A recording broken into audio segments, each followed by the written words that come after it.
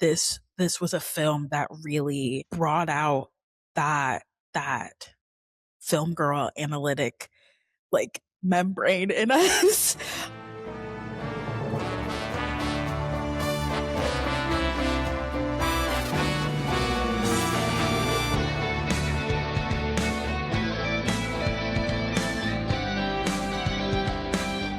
Hey darlings, welcome back to Pause Pod, the podcast where two gals who love film try to yap their way into becoming indie darlings. I'm Kara.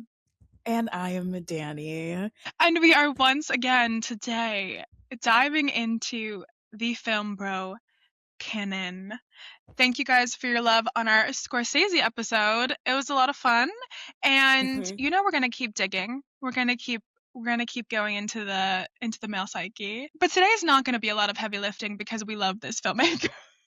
We do. Both of us deeply.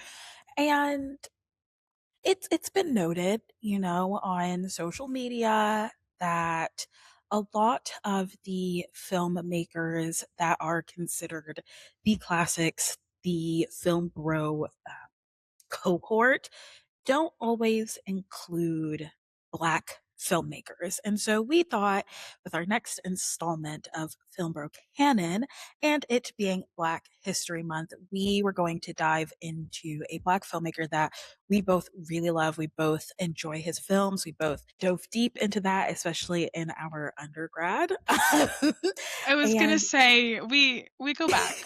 We go back with this man. In fact, we're OGs. Like we're locked in. We go way back, okay? Mm-hmm. And he's just a filmmaker that we both love and respect and admire like dearly and deeply. And that would be Mr. Barry Jenkins. Barry Jenkins. We'll get into it when we get into our first film, but watching his work was weirdly so nostalgic for me because, okay, we're going to make it about us for a second because I think you need to know like why he's so special to us The and lore. actually the lore of it all. Yeah. So Dana and I both went to Florida State University. Go Noles. Say it. Go Noles. Go Noles. Go Noles. And FSU is known for having quite a prestigious film school, and Barry Jenkins is a graduate of the FSU film program. And when Danny and I were baby freshmen at FSU, Moonlight came out and won Best Picture in 2016, which means this year's the 10-year anniversary, which I can't even think about because that means we're in the grave, in the dirt. Ancient. But part of why our first film in particular makes me so emotional is when I was watching it, I was thinking about how this film affected my film taste forever. And it was really an entry point for me as somebody who, growing up and doing theater, I wasn't a cinephile from birth. Obviously, I've always loved watching movies, but I didn't really dive into the form until university. And having Moonlight come out and the camaraderie that the entire campus had, it was just electric. And I think back on it now and I think this film taught me how to watch films.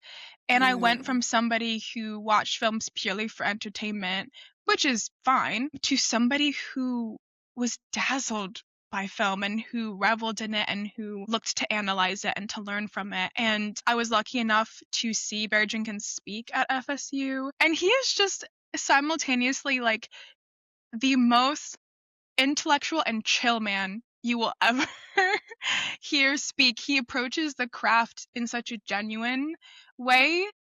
Like he has a reverence for all the technicalities, but he's just like, at the end of the day, somebody who loves film. So that's my long-winded way of saying this film is so special to me, and I don't think I realized it until rewatching it this year. That was beautiful, Kara.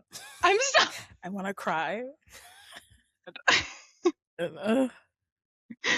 The foundation of Black cinema is just something that is so special, and I don't think it does get talked about enough. And I'm really excited for us to dig into a director that was so influential and impactful to both of us, and who holds a very special place in both of our hearts as someone who kind of propelled us into the more analytical side of consuming film and consuming Mhm. media in a way that was a bit more than surface level. And as you were saying, like for something more than enjoyment, which I mean, film is an entertainment medium. It is meant to be enjoyed. And I'm not like saying that with every film you have to like analyze and Yeah. contextualize and like all of that. But this was a film that really brought out that film girl analytic like membrane in us. And yeah, no, I'm very appreciative of Barry's vision and like influence in our film journeys. Mhm. We love you, Barry, and We we are love you, so Barry. excited to dedicate this episode to you. But before we dive in, because I feel like we're gonna swim deep with this one, Danny, how are you? How are I? How am How are I? I? How are I? I'm good. Literally, as we're having this conversation, me and Kara were talking beforehand, but I am watching a blizzard happen outside my very window because North Carolina, where I'm at now, I'm pretty sure I said this in the You last announced it in the episode. last ep. Danny has a brand new job. Brand spanking new job, but Charlotte has been hit with back to back weekends of a massive snowstorm. Yeah, hate to see it, but we're bundling up. But you know what? I believe if anyone can survive in harsh situations, it's you. I would bet on you in the Hunger Games. I would bet on you in the apocalypse. Like Danny loves luxury, but Danny can get down to business. So I appreciate your unwavering faith in me. always, I think you can do anything. But that sucks. I'm sorry. Stay safe and let this episode be your beacon out to the world. My light in the midst of a dark, dark tunnel. Anyways, Mhm. Kara, how are you, babe? I'm good. I got my haircut today and I feel like a brand new person. Ain't it always like that? One, it's being a woman because like Yeah. you could be in the deepest, darkest depression and then you get your hair cut, new lease on life immediately. Immediately. But it's also this vicious cycle of me Mm. choosing to have bangs, which I do love for their face framing capabilities. I do have quite large forehead. But Same. But it's this vicious cycle because like they'll be in a nice fun place and then 2 weeks go by, boom, now you have to style them differently. Now they're growing out. I can't afford to get my hair cut on the reg, so I have to function with the curtain getting longer and longer and longer until I feel like a greasy ball, and then I have to get it cut again and I feel great. But that's me. Would you consider like growing your bangs out again and like going bangless for a while? I would consider it, but I think, and this is weird because some people might think that having bangs is a lot of maintenance, and it is, but it's simple maintenance. Like we're just talking like blow dry with a round brush, like a little texture spray. Like if I were to go bangless, I think I'd actually have to get better at doing my hair and actually styling my hair in its fullness, which I have not the skill nor the strength to do. This is why I need to get into like overnight curls and heatless curls. But Mm. I don't know. Because there are times when the light hits me just right that I'm like, maybe I can be bangless.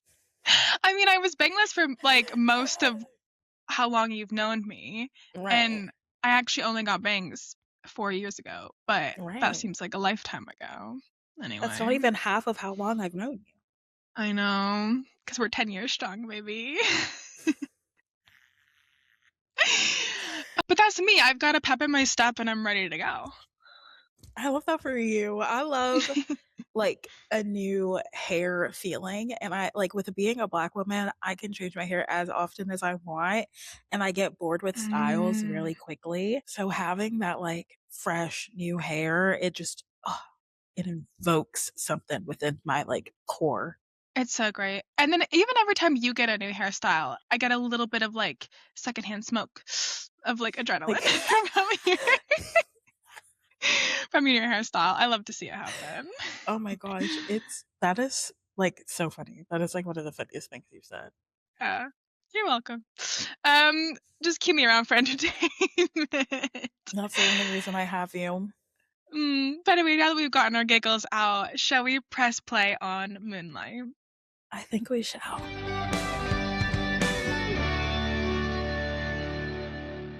Quick synopsis for those of you who haven't seen this film yet. Again, we highly, highly recommend that you watch it, given our testimonials at the beginning.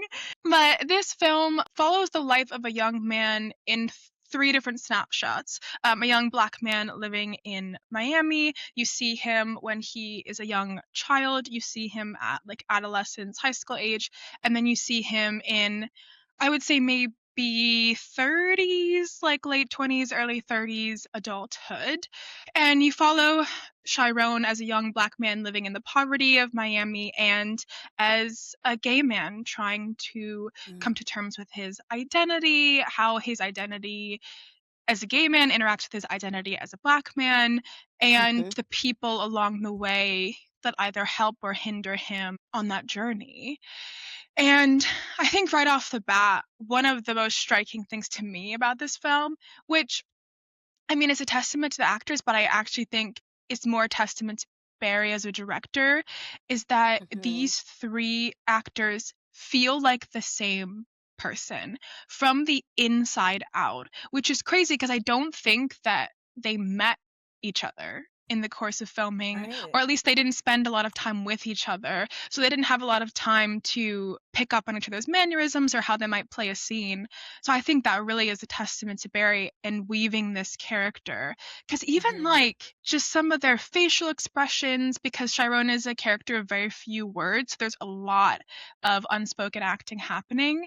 And I felt the essence of this character in each of them, which I thought was just Mhm. incredible. Yeah, absolutely, and as you were saying, it was like while they were simultaneously the same, I think the 3 chapters, and especially with each of the characters, even though it's the same person, he had different names in each chapter, Mm, kind of brings into a relatability of, like, how we do feel like very different people at different points in our lives, and I think that you can see like a through line of his personality, of his character, but you do see him being very different in each phase and mhm, how each phase bleeds and breeds the next one. So, like, for example, mhm, when I say like breeds the next one, like in the scene where it's right after Chiron and Kevin fight, like have that fight scene, and he's in mhm. the principal's office being lectured, and you can feel and see like the physical change of Chiron, like, building, like, armoring himself and, like, Yeah. building up those walls, like, right before your very eyes, and you can see how that shift is what makes him turn into black, you know what I mean? You can see Mhm. how that shift bled into and bred his next phase.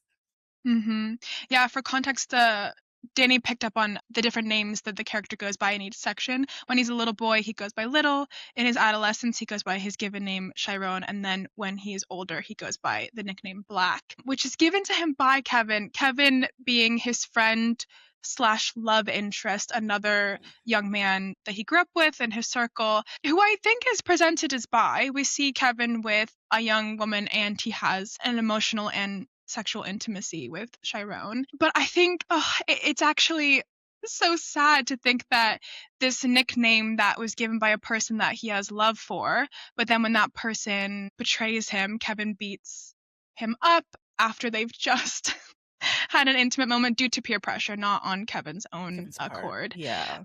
But the fact that he took that nickname, which is something that's so precious and intimate to him, and then used it to build this armor of Mhm.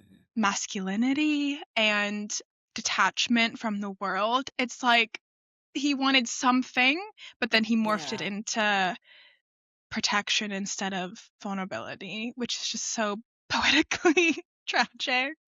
Yeah, and I think that that is actually, like, such a brilliant, like, depiction of how masculinity is shaped, and how, especially in like young Black men in America. And Mhm. I just feel like this showcased that at some point in every young man's life, like especially young Black men, they are convinced that like violence and domination and like that physical bruteness is the only way to display masculinity and the only way to gain respect from their peers and their counterparts. And it is like that armor and that persona is for survival, especially where they are, which is a very poor neighborhood. And this Mhm. is the image of masculinity that is kind of forced upon them, and something that is noted a lot in conversations about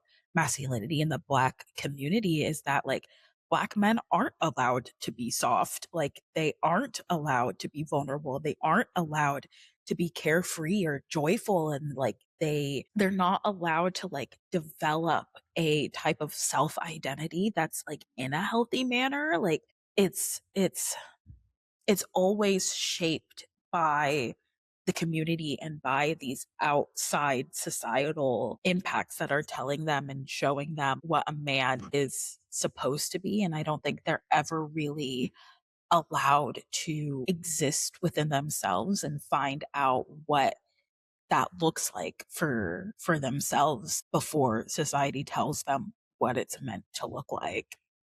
Yeah, exactly, and I think that really touches on this central theme that's weaved throughout the entire film, and it makes me think of one scene in particular, which is the scene where Juan is teaching Little how to swim. Swim. So a huge part of Chiron's, I think, coming of age and his childhood is he befriends a how old do we think Juan is?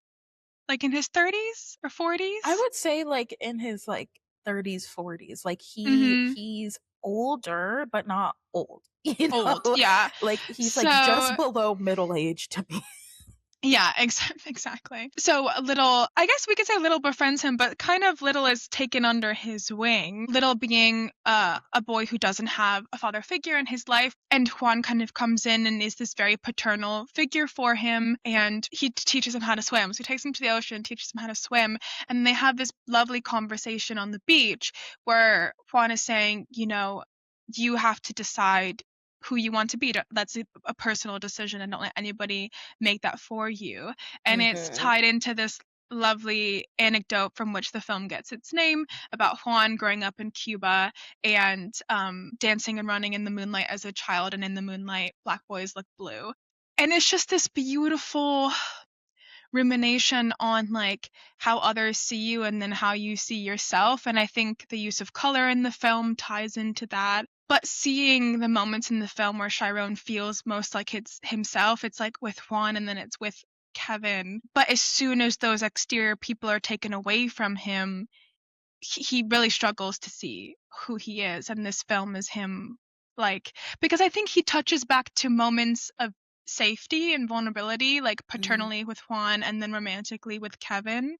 And in the absence of that, you see his anxiety and his struggle to like not want to discover who he is because he fears what he's going to find if he really Defined. like defines Mm. who he is and his sexuality and his place in the world Yeah, like as you were saying, like he he allows himself to be defined by his by community and others. by others Mhm. because it's safer that way. Like it's safer for him to like be who they expect him to be and like who they want him to be and who society wants Black men to be, because it's easier and he can fit into that mold and not really have to like do any like internal like digging. And I think that something that I really loved in his scene that I really loved was like I think it was the final scene, or if not, it was like one of the final scenes. But it's when it's like him and Kevin, and like he's like finally being held by Kevin again. And That then makes me cry it's every time. And then it switches to his younger self in on the beach, like, at night and, like, when he's, like, in the moonlight, and up like, we're seeing him from the back, and up until this point, like, every time he's been shot from the back, it was, like, representing him having that wall up and, like, him blocking Mm, not only us, but himself from seeing what was really there and, like, really digging into his own self-identity, and then, like, the him as a young boy, like, turns around almost, like, allowing us to see him and, like, mhm, allowing himself to be seen, and I thought that was just, like, a really good and beautiful, like, culmination of the entire film is in mhm. that last moment, in that last scene, like, he is allowing himself to be seen and allowing himself to be open and vulnerable, which I thought was beautiful. It's gorgeous, and I'm so glad you brought up this concept of being held because that is such a beautiful motif throughout the film of him being held in the water by Juan when he's teaching him how to swim, and then when he has his first moment of intimacy with Kevin, Kevin gives him a hand job on the beach. Again, the beach is like his kind of safe space, Mhm. but the way that that hand job is shot is so beautiful because you don't see the act itself. You just see, like, from behind, Chiron leaning his head on to Kevin and Kevin holding him, and then that's mirrored towards the end when they reunite as adults, and I think it puts the emphasis on not the sexual act itself, but how that sexual act is affecting the person that it's happening to, and the act of being held, feeling safe, safe enough to experience pleasure or safe enough to experience joy, like, either paternally or romantically. Like, it's just such a shorthand visual way for us to know, like, again, this movie taught me how to watch movies. What are we focusing on? What is the character experiencing? Like, not what's happening in the scene, but what that's doing. And this film Mhm. just the simplicity of how this film leads you right to that is incredible. It's I mean, it's simple in effect, but it's like an intentional creative decisions that are leading you to that. Yeah, and, like, going back to, like, the scene that you were talking about where, like, on the beach, the sexual act, it's still shot from behind, and that is showcasing that there is some hesitation here, and even though Mm, he's allowing mhm, himself to be open and vulnerable, like, there's still that barrier that he's keeping up in a way to protect himself, mhm. and then again, when it's mirrored at the end, we're watching it from the front, like, we see both of their faces, Yes. Yeah. we see them, like, we see it, and I think that Moonlight as, like, as a whole is I don't know, like, it's trying to tell Black men or maybe, like, Black gay men, but I think Black men as a whole Mm, that they are deserving of love and vulnerability and, like, radical self-acceptance that they've been told that they can't have, like, that they're told that will come mhm, off as feminine or weak, and, mhm. there's a book, and I will link it, in our show notes, but, it's called The Will to Change Men, Masculinity, and Love, and Bell Hooks Bell states hooks. that the Love power her. of the patriarchy has been to make maleness feared and to make men feel that it is better to be feared than to be loved. And I think that is a major reason why we're having this male loneliness epidemic that everyone has been hearing about.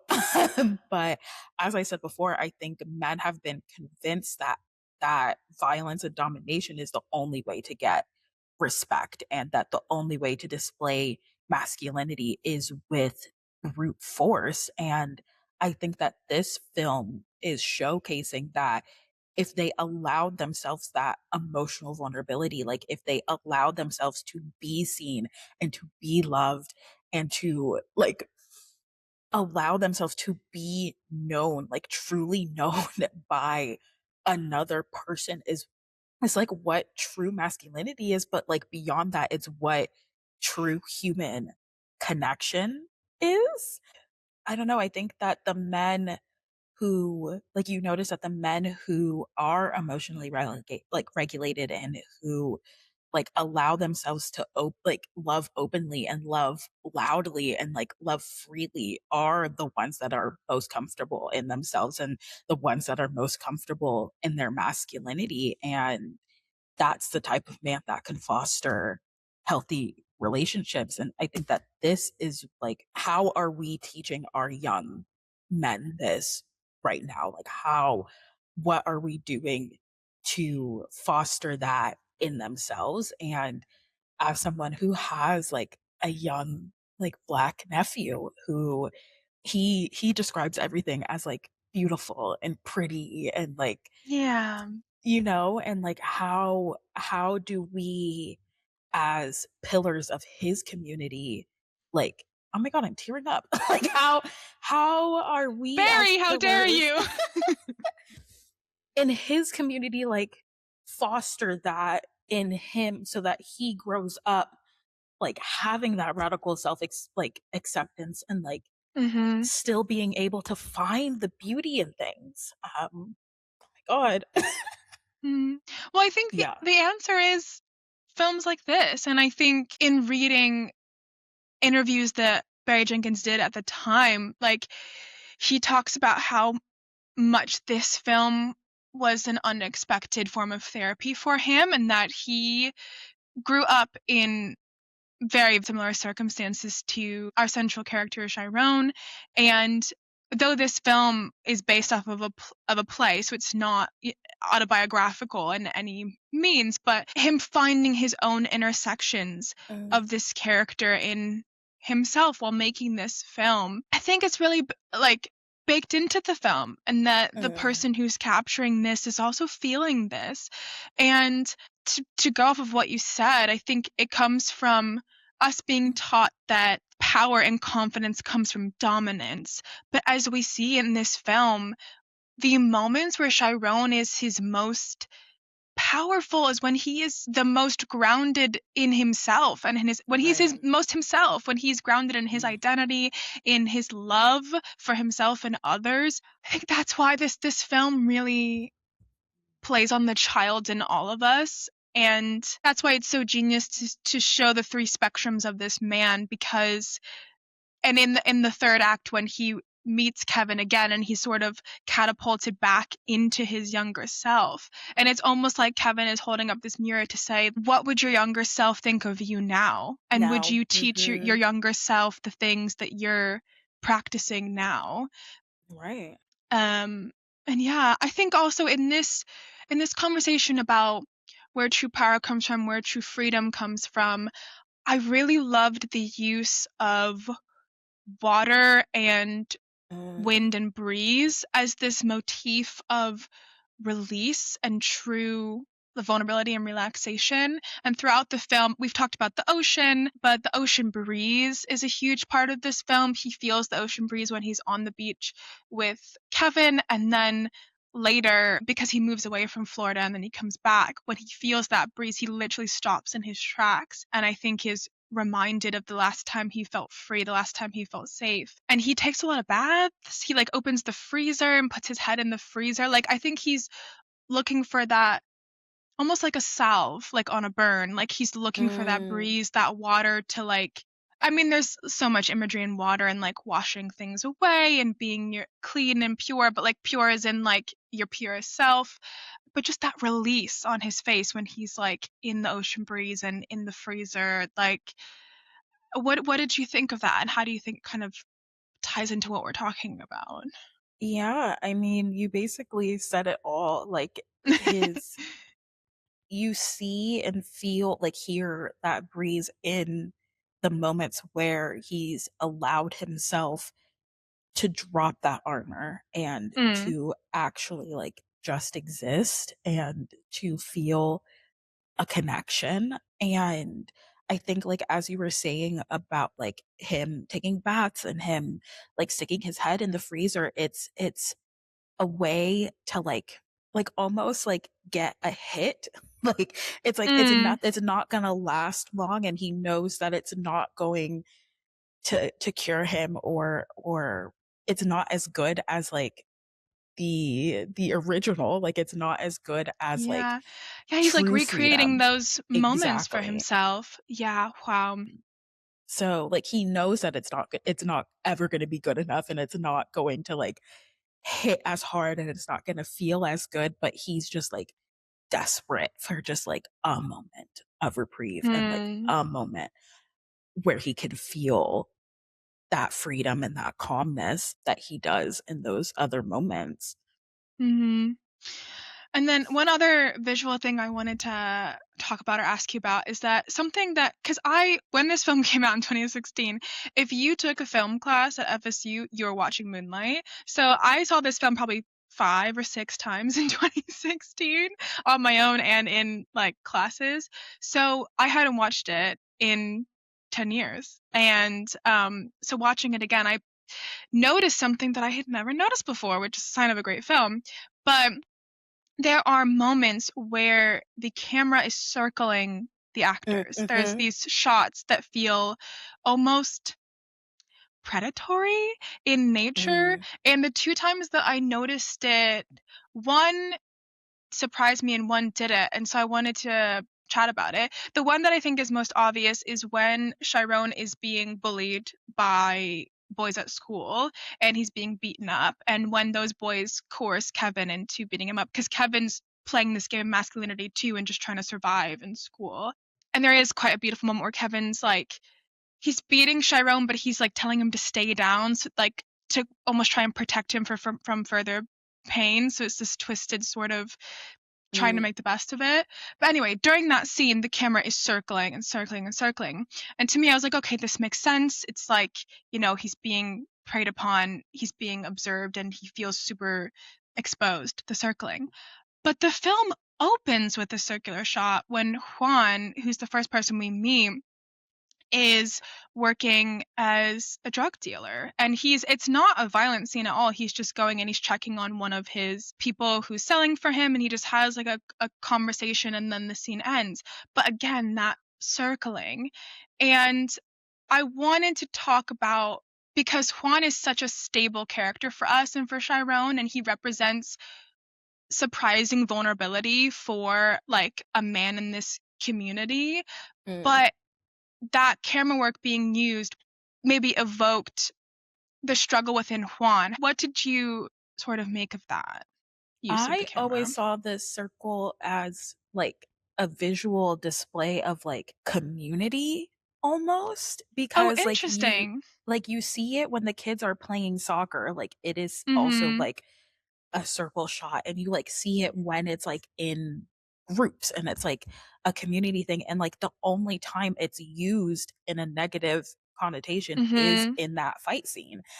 Yeah. But it's still the community. Like it is Yeah. still like that group, and it's just that Chiron isn't part of that community, and he isn't Mhm. part of that group. And yeah, I also think camera movement like played a really big part in showing like personality and like showing relationship, because like for example, anytime you see Juan, like the camera movement is smooth. It's like very Yeah. smooth and fluid, and like him, like very like smooth and suave in that way. And then him and Juan and his girlfriend, like when Little is at the dinner table, like watching them, like the movement between them is fluid, and it's Mhm. soft, and it's like depicting that warmth, that connection between the two of them. But in a lot of the scenes with, especially in the Little chapter, like whenever we see Chiron, like the shots are shaky, like the shots are not Mhm. smooth. So I don't know. I think I saw it as a depiction of community, and even if it was like violent, it was almost as if they were hunting like a pack. Like it was like a Mhm. pack mentality, and Mhm. Chiron was just the victim. Yeah. Well, I think you're so right, and you're again so smart. But I think it all ties together because I also think it should be said that like everyone in this film is humanized. And I Mhm. think drugs are a huge through line in this film because Juan is a drug dealer, and then when little slash Chiron grows up, he also goes into it, and then his mother struggles with addiction. So there's this conflict right off the bat of like, this is the only way for me to provide for myself. And like you Mhm. said, like be a part of this community and have each other's backs and make a living for ourselves. But that also leads to negativity in addiction. And I think Mhm. that was a really beautiful part of Juan's character is when Little comes to him and says, do you sell drugs? And he's honest, he says yes. And then he goes, but my mom does drugs. And you see like this inner conflict, and Juan's almost brought to tears because he's like, yes, like, and it's just so beautifully done because nobody is villainized. Yeah. Yeah. That's that's all I got. Yeah, I just think overall, I mean, visually this film, there's so much in it, which I think is like telling that we're picking up on all these small visual motifs that build up to the film as a whole. And in reading about this, I was reading an interview that Barry Jenkins did with the BFI when the film first came out, and the journalist describes this film as designed to speak to your subconscious. And I think that that just shows that this director has such a command of the visual, and it knows exactly the connections he wants to make between the visual and the emotional and vice versa. Because I mean, we didn't get too much into the love story, but the gaze in this film is Mm. gorgeous. The lingering on hands and chins and faces, and how the light is hitting their faces. Everyone in this film looks so radiant, and I think it's important that these young men look beautiful. It is truly like so good. So good. It's so good. And and yeah, what a film to be a pillar of our taste and our journey as Mm. film viewers and filmmakers. And thank you, Barry Jenkins. Thank you. Thank you. Thanks, Barry. Thanks, Your Barry. mind. Your mind. But this leads us into our rewind into Barry Jenkins' debut feature, Medicine for Melancholy.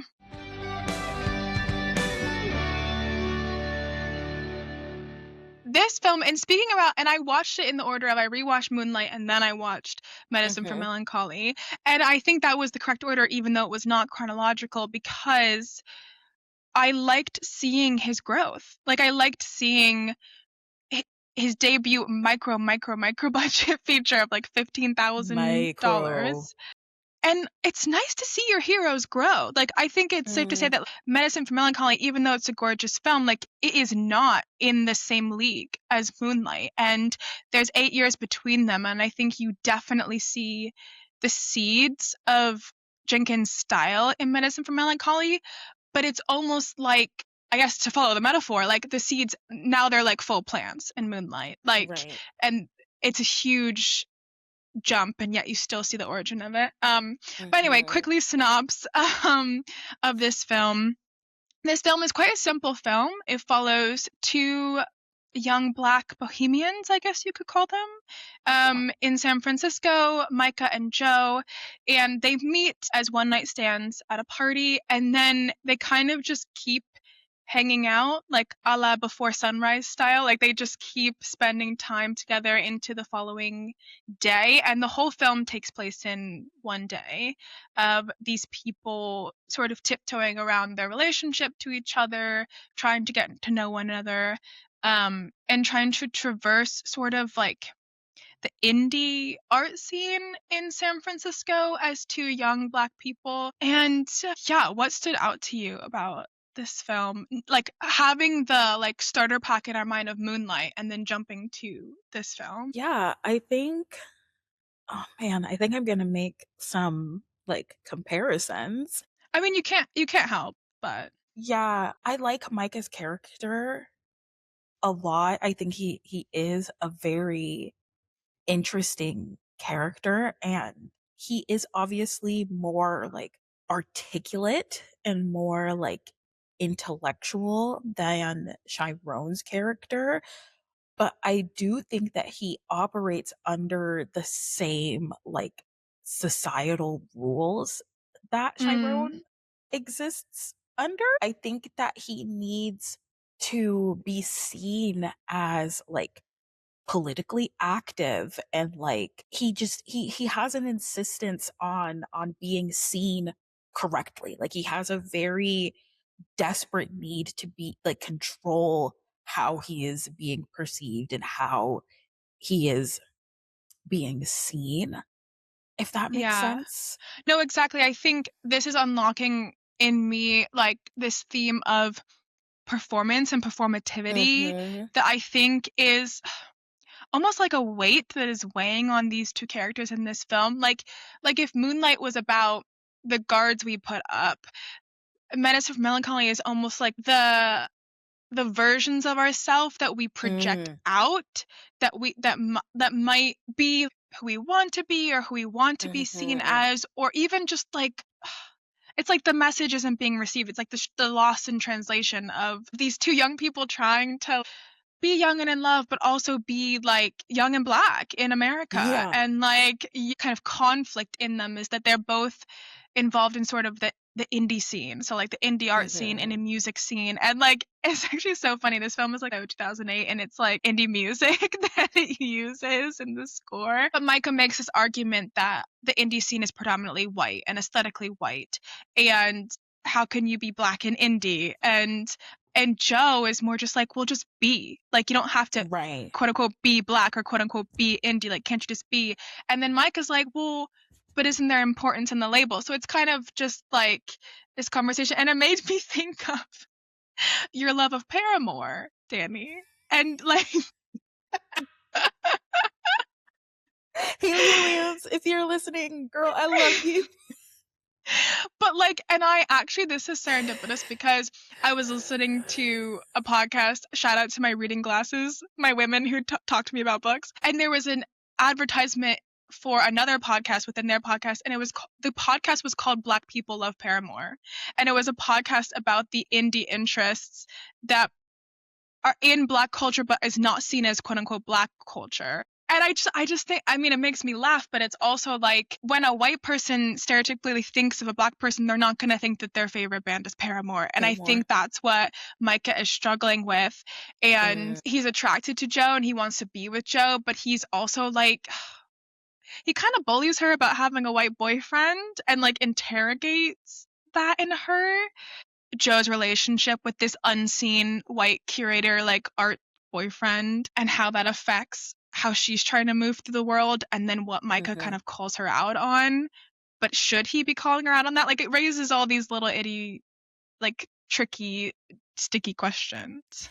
Yeah, I like that in a film that talks so heavily about, like, gentrification, which is such an important topic, but anyways, they don't actually ever really, like, villainize Joe, like, Joe's white boyfriend.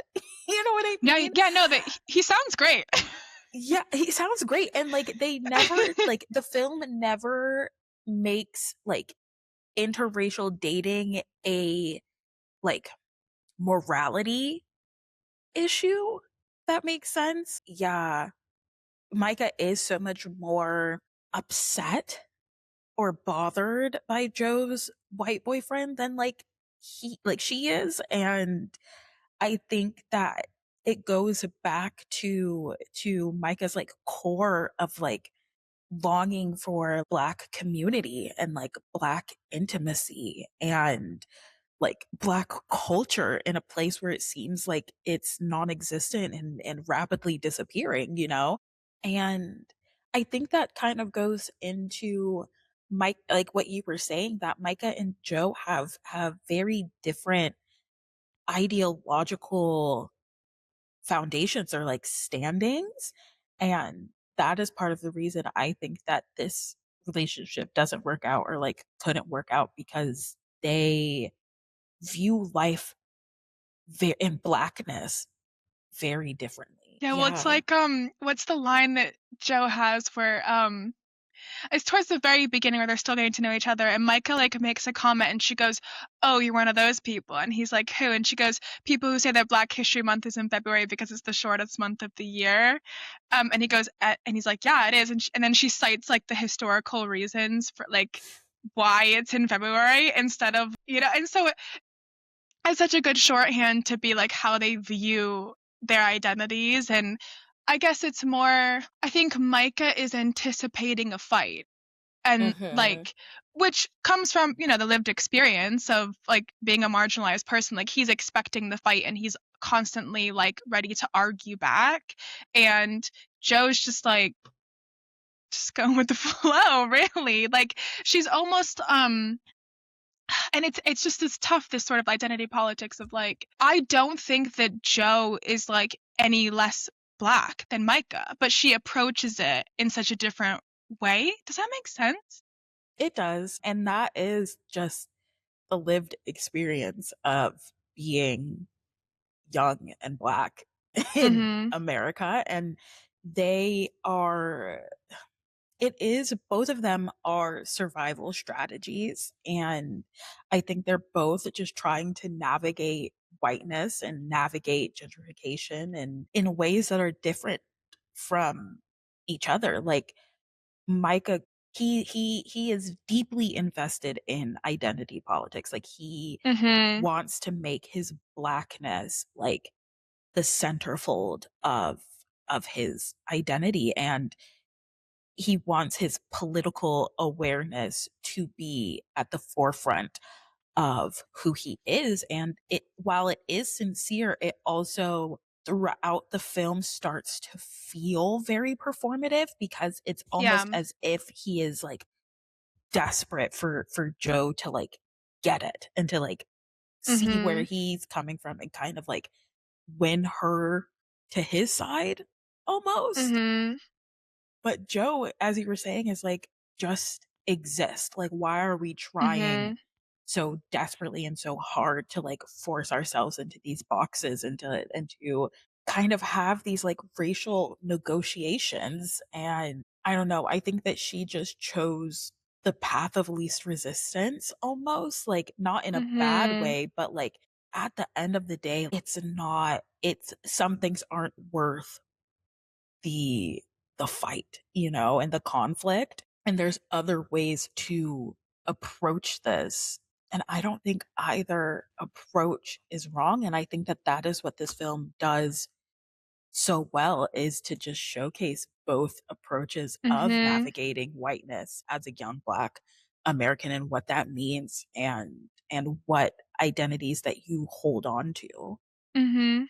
No, exactly. And it's Barry Jenkins uses San Francisco to do that a lot.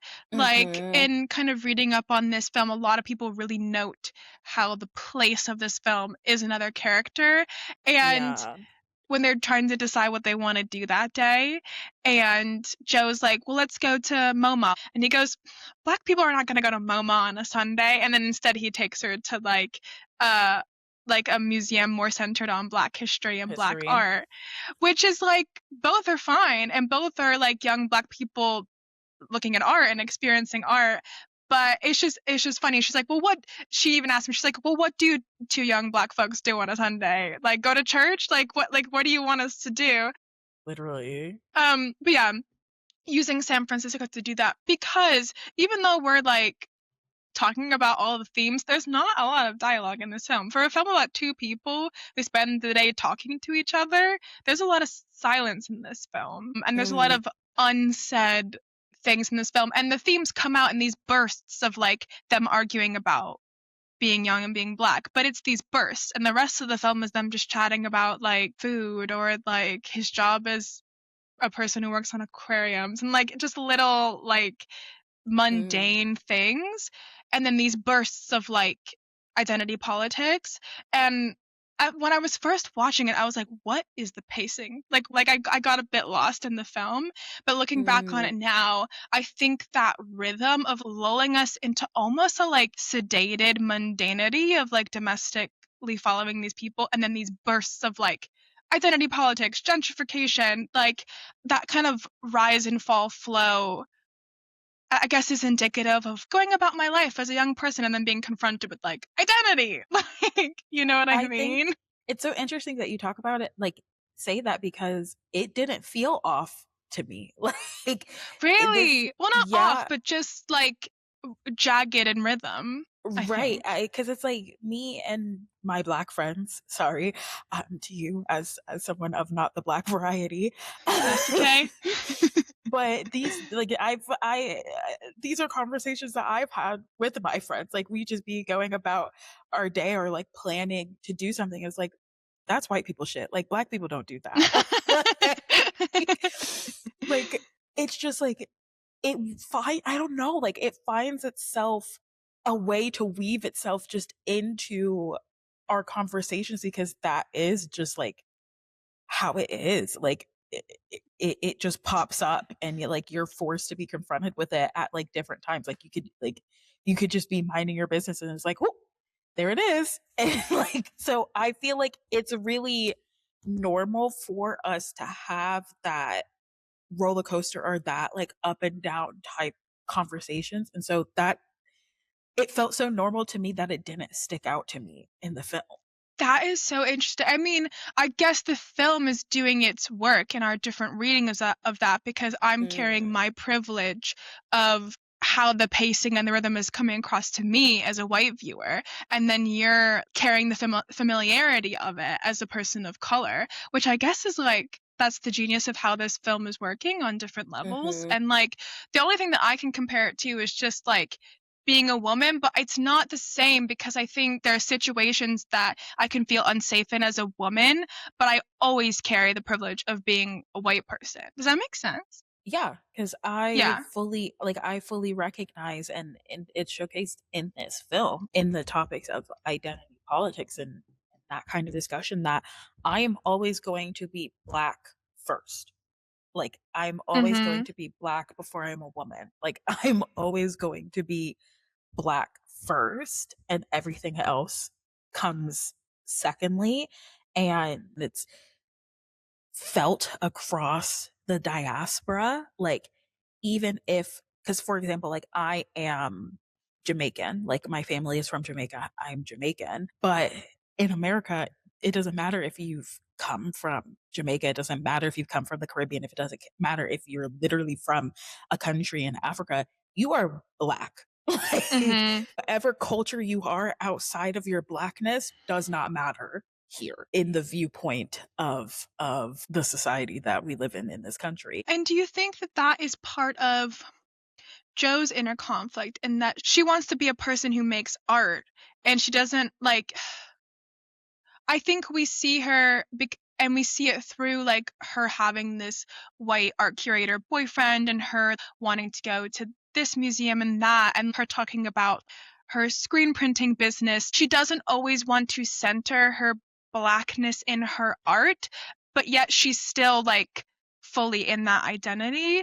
And maybe Mm, do you think that she in some way not resents, but like when Micah is presenting her with identity forward conversation. She's like, yeah, I am that identity, but I don't want that to be a part of everything I do, even though I know it is. Like, I know it is intrinsically. Is that, I think, part of her struggle? I think absolutely because and I think that Black people as a whole, but especially like Black creators like have a moment of this kind of realization of I'm not allowed to just create in the same way. Like Mm.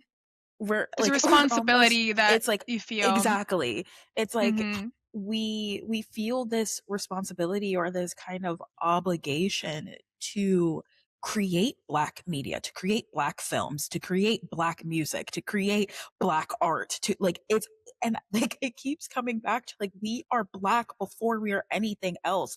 And society is in every single way reinforcing like you are Black before you are anything else.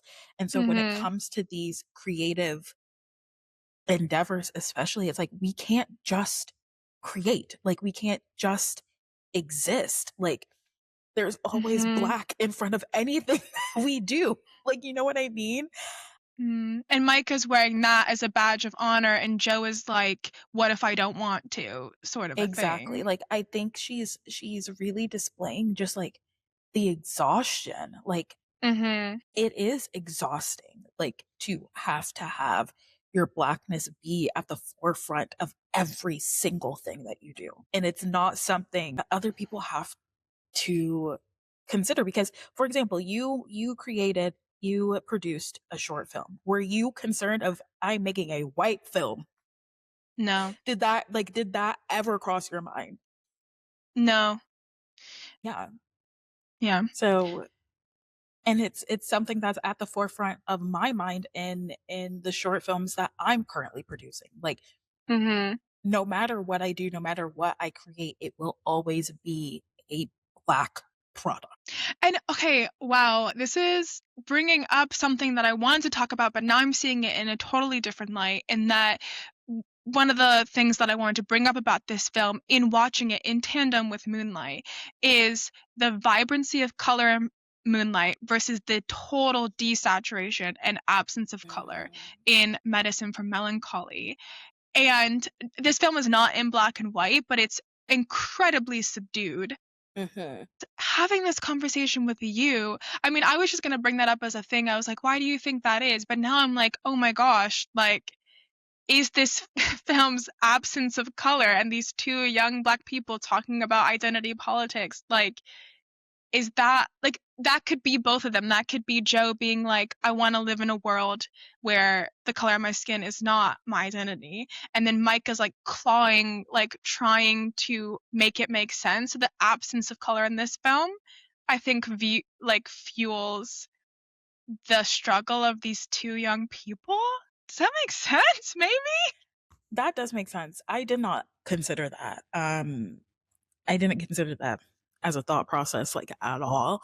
But that is a very interesting I mean, it could be that, but thought. that could just me be me like thinking about our specific conversation. I originally just thought because the film is called Medicine for Melancholy, like these are two young people struggling. Their worlds might be devoid of color, Color. and that's why the film is the way it is. But it's It could interesting be to think of it both. through Yeah. the lens. Yeah.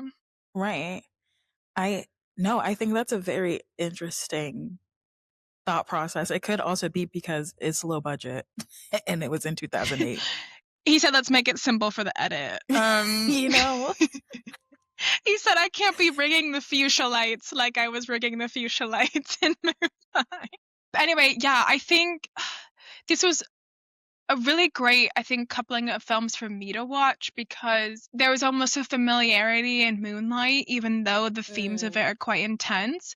But Medicine for Melancholy really challenged me as a viewer. mhm. And I'm grateful for that. I I agree. I think both films are very beautiful explorations in navigating blackness and Hmm. navigating self-identity. Yeah, both fantastic films. Very your mind, you're a genius. We love you, Barry, and you And continue to inspire us. yeah, and I think if like I think like Medicine for Melancholy is about wanting connection and like being desperate for connection, and I think Moonlight is about finally allowing it and opening Mm. yourself up to that connection. I think in a way, both films are about protagonists who don't know who they are, and they figure it Mm, out in mhm. different ways. Yeah. And yeah, and both protagonists are still like the protagonists from both films, even in the end, are still figuring it out. And Mhm. it's showcasing that this is a lifelong, ongoing process. Word. Word. Great. Well, shall we fast forward? Oh, please.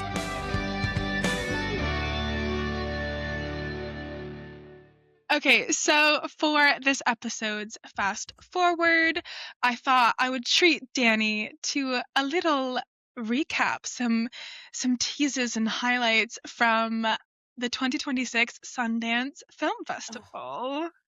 I'm sad.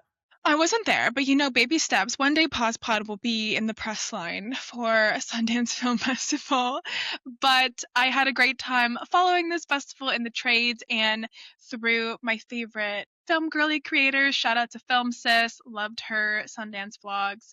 And yeah, I'm excited to give the rundown to the darlings and for us to be watching out for these films as they get distribution. So, first of all, I just wanted to highlight that this year was the 20th anniversary of Little Miss Sunshine, which Love that is film. such an incredible film, such a offbeat comedic but just pull at your heartstrings sentimental film. And it's known as sort of like, I guess, the original Sundance darling, if you want to call it Mm. that. It debuted at the 2006 festival and was sold the very next day to Fox turn British there, to Fox The folks? Searchlight, to Fox, The folks. for for $10.5 million, which at the time was one of the biggest deals ever to happen at Sundance. And the movie went on to gross over $100 million worldwide and be nominated for 4 Oscars. So it is the blueprint of I the love butter. festival to award run. And just so sweet that Searchlight was like at Sundance this year and the cast reunited. And it's just cute. It's just cute and must be highlighted. Okay, so highlighting some of the standouts and the winners from the festival. The big winner, the film that took home the U.S. Dramatic Competition Grand Jury Prize and the Audience Award of this year's festival, was a drama called Josephine, starring Channing Tatum and Gemma Chan, and directed by Beth Day Alrojo. This is a toughie, but it sounds like an incredibly moving film. It's based on the director's own experience of being a young girl. I believe she was between the ages of like 8 and 10, 8 and 11, and she was walking through Golden Gate Park with her father, and they came upon a rape in action, a rape in progress. And the dad immediately stops the rapist, chases him, and gets the police. But the young girl is left with the female victim and like helps her get dressed and is left with her for a while. And so this film follows that event and that young girl and how experiencing that heinous crime and that trauma affects her and her family. And it got me thinking of, I guess, what I would like to call like the To Kill a Mockingbird like Mhm. POV, which is us tackling heinous crimes and things in our society through the POV of a child. And obviously, it is horrible to think of a child going through something like this and how that affects their innocence and their outlook on the world.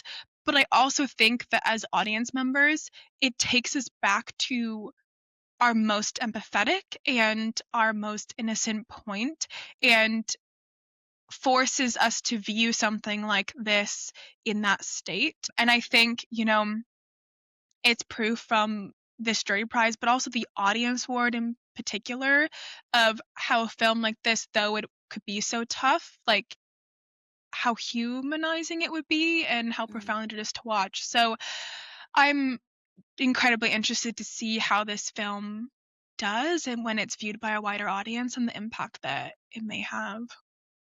Moving on to something cheerier.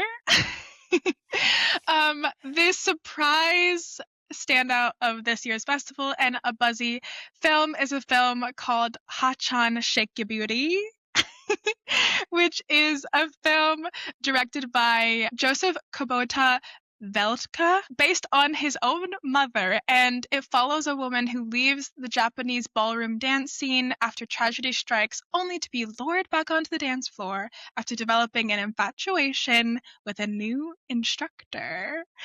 And the response to this film seems to be joy. Seems to Oh, just good. be sentiment and joy. The title is so playful, and this film does not have any big stars, so I think it is a testament that it could make, this joyful impact on the festival without that draw. So I'm excited to see who picks this film up and how we can watch it. And I had to highlight a horror film for my wife because I have to keep her up to breast with the trends of her genre. And it is an Australian horror. It's being compared to Talk to Me, and it follows. So catnip to Danny. And that film is called Leviticus, directed by Adrian Corella, and is a queer coming of age horror movie about two teenagers who have to fight off a violent entity capable of taking the form of the other. And it's playing off of the real life horrors of conversion therapy. All of the people that like all the vlogs and all the content and reviews that I've seen of this film is just like 5 stars across the board. So look forward to that, Jenny, in this year's horror releases. Oh, I'm stoked. If there's one thing that Australians can do, it's a horror. It's a horror film. And then finally, I just wanted to wrap up with two highlights. One, I couldn't gloss over our favorite Nepo baby, Cooper Hoffman, in a new film directed by Greg Araki. It follows Cooper Hoffman's character, who lands a job with a provocative artist played by Olivia Wilde, who takes Hoffman's character under her wing and makes him her sexual muse. And Greg Araki is known for being quite a sex positive director, and this is his first film in a number of years, so everyone's really excited about it. And I feel like it will push some buttons and hopefully make a splash. And then I just wanted to highlight the moment Charlie XCX. I just think that any artist who makes like a mockumentary about themselves and can like make fun of their own celebrity, I think is just somebody I want to hang with. And so I'm excited to watch this film. Wow. I know that the moment is on your predicted top 10 of the year with It is. Carlina's. That will be that's up on our pages, our socials. Both Kara and I did a top 10 predicted, like what we think our top 10 favorite films of the year are going to be. So do give that a look. But all of these films sound absolutely incredible. I am excited for the horror. But I'm also excited for the Shake Your Booty. Shake your That sounds booty. joyful. That sounds That joyful, and sounds I think joyful. that we need joy right now. I think that the world needs joy. So I'm excited for that. The world needs joy. And with that, I've been talking for way too long. Let's see what gave Danny pause this week.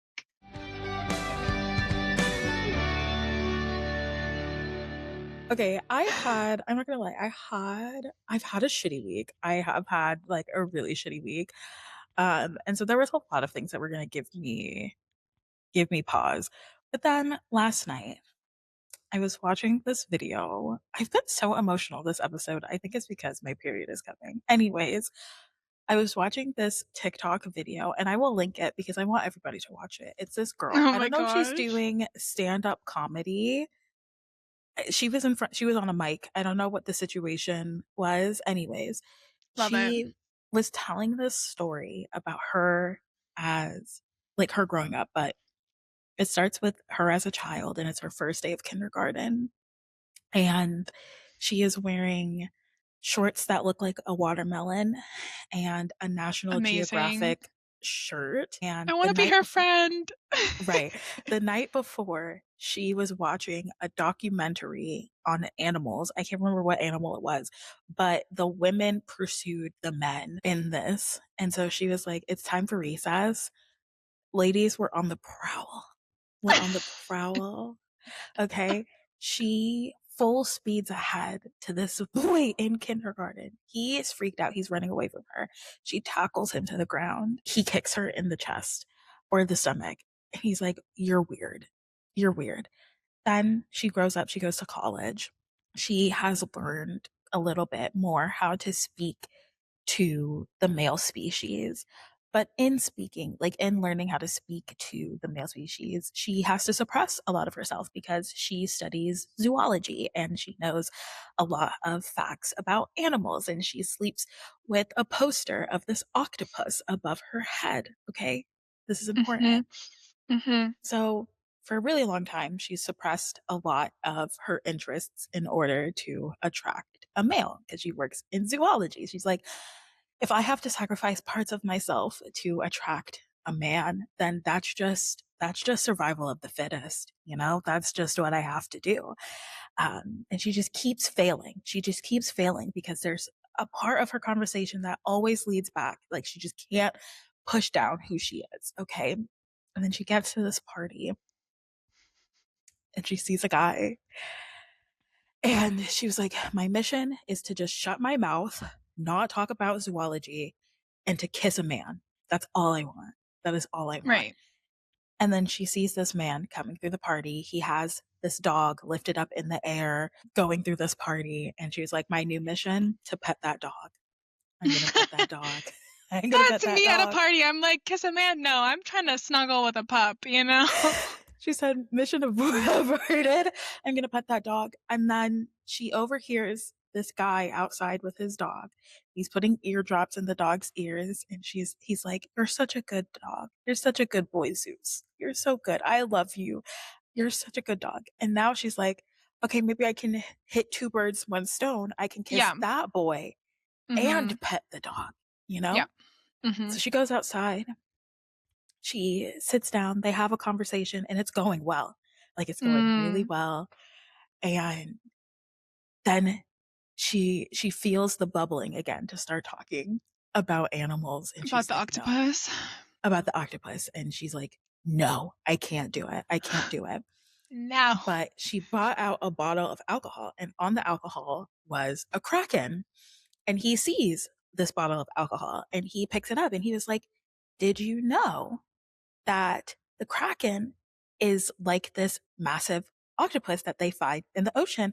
And even though they're so massive, they can fit through a hole. And then she finishes the sentence of like the size of a nickel. Stop. And then they're going back and forth about these animal facts. And she ends her little mic thing and she is basically stating that, again, she's a zoologist. So she's like, a lot of frogs go to this pond and they start screaming for a mate. And that's how they find a mate. They just scream. Okay. They just scream. Mm-hmm. And she was like, for so long, I felt like I was screaming into this abyss and screaming into this void. But the thing about frogs is that they have very special ears that acutely tune into the sound waves of their species and of their kind. And she was like, I am so grateful that you were tuned into my frequency. And I was like, it's a wrap. It's a wrap. And she's like, they got married and they've been Danny, married for like you're 5 years or joking. like they've been together. No, they've been married for like 10 years. They were together for 15.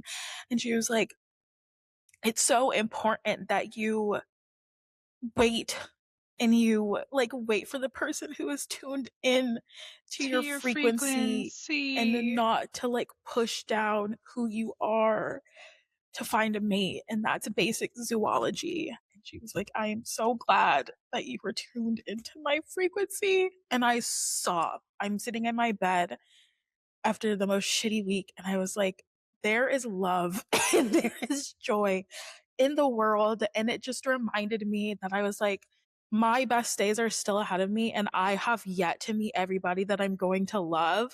And I was like, oh, this is great. And yeah, anyways, that's me. That's the Trying not to sweetest cry. thing I have ever heard in my life, and I did not think I was Thanks. gonna come onto this call and be given the greatest romantic plot to ever exist, the cutest Yeah, meet cute I've ever come across. How dare it you? was so cute. I'm gonna be thinking about that. But that is true. I mean, I'll send you the that video. please. I just want to watch it and cry. Like I want Oh, it. I sobbed. I I want sobbed. to release. But Oh, that I was I like, I think was that in need. applies to obviously romantic love, but that also applies to like friendship too. Like Hmm. your people are out there, Yeah. and like you just gotta You find just gotta them. wait. You gotta find them. And Oh, like and such a lesson in like in order to be ready when you meet them, you have to be yourself. You can't like yeah. dull or suppress parts of yourself because then ships in the night you're going to miss people that you could possibly connect to. And it doesn't matter if you feel like a weird or a freak. Like you have to keep putting the call out until somebody picks up. You have to keep screaming until somebody picks up on your frequency. And Danny, how I dare know. you? I know. And yeah. Anyways, I'm grateful that you picked up on my frequency. I actually can't. You can't be saying things like that to me. I'm so sorry I reject it because if I look at you while you say that to me, I will cry. Yeah, I think we're both like particularly emotional. Me because my period is coming, but also I texted you, Mine is what was also this in like? one day. We're synced. Yeah, Mine mine is in is one like day. 2 or 3 days. But because I texted you, like, what was it? Was it yesterday or like the day before that this is Yeah. gonna be like our first time in like 3 years where I don't celebrate your birthday with you. So there's a lot of emotions happening in the Yeah, Pause Pod studio. that was a sucker punch to the throat. Yeah. Anyways, if you um really loved me, you wouldn't have birthday celebrations. if I really loved you, I'd mourn. I'd Yeah. mourn the day. I Hence actually I why we're wouldn't wearing black. wearing black. I should inhibit myself from turning 28 until we're in the same physical space and then it can happen. Exactly. No, for sure, and that's the plan. Well, I think my pause might offer a little bit of comfort and a little Oh, cherry on please. top to end what was quite an emotional episode. But you know what? That's part of the joy of film, and it's the part of the joy of watching film with your friends and talking about it Mm, is you gotta get that shit out, you know? Care Bear, what gave you pause this week? What gave me pause this week was the sheer power of matching your outfit to your dog's outfit. Let me paint you a picture. Please, I beg. I was walking down the drizzly streets of London Mm, yesterday evening. It was 10 p.m. The streetlights were right. on. There was a Mm, glow. And I was walking back to my flat from the tube station, and in the distance, I see somebody in full body pink, like full body woman dressed mm. in pink, head to toe, pink trousers, pink raincoat, lilac hat, little cherry on top. I appreciated that. And as I get closer, because we're about to pass each other, I see not only is she in a pink raincoat, but her puppy is also in a matching pink raincoat with a little hood to protect her from the drizzles. And can you think of anything more whimsical to see on a rainy London evening? I think not. I also think not. It was glorious. It was, and also because it was like dark and cold, and I was like, oh, matching pink raincoats. That's adorable. It gave me That is pause. adorable. Mm, life's all about balance. Sometimes you're crying in your bed, and then sometimes you see a dog in a pink raincoat. C'est la vie. And such is life. Mm-hmm. And such is life. And that is really the spectrum of human emotion. Mm-hmm. So thank you guys for going on this journey with us. What an emotional roller coaster. But I actually think that Barry Jenkins would appreciate us bearing our Mhm. full hearts and our true selves out into the Yeah. world, onto the internet for our listeners. So, yeah, let us know who else we should cover in the Film Bro canon, or Yes. in this instance, who would you like us to highlight that might not be in the top cohort of the Film Bro canon that you see Mhm. online? Like Danny said at the beginning, we want to see Barry Jenkins and more Black male directors in the Film Bro canon, but tell us who else you want to see and we will cover them. And Danny, if they can't get enough of our little ushy gushy hearts, where else can they hang out with us? You can find us on socials, Instagram, TikTok, and YouTube at Pause Pod Girls. So please do shoot us a follow. We would love to have you with us. And yeah, just to echo Kara's like sentiment. I'm so glad that you guys are here, and I am so glad that you are tuning into our frequency. And we hope to see you and hear you next episode. Bye. Bye.